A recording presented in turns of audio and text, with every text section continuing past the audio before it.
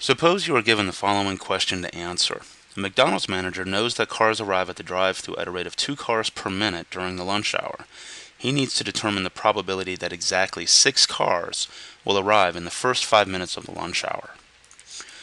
In order to answer this question, we first need to determine the mean value, which is equal to the rate at which cars arrive times the time period that we are examining. For our example, it's going to be 2 times 5, which is 10. Now we may begin to answer this question using the calculator. The poissonpdf command may be used here, and the structure of the command is as follows.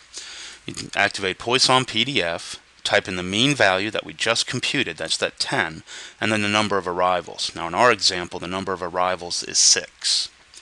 So we hit second and vars, and we scroll until we get to poissonpdf command. Type in the mean value, which is 10, then a comma, and then the number of arrivals, which is 6.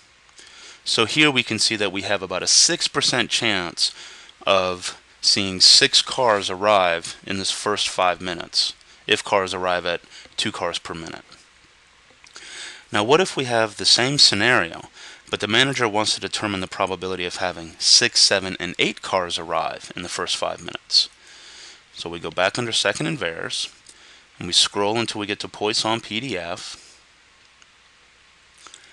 enter the mean rate, which is 10, then we're going to type in a list of values, 6, 7, and 8.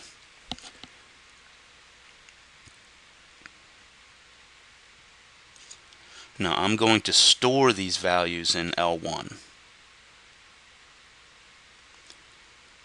And then I'm going to see what these values look like. And here they are.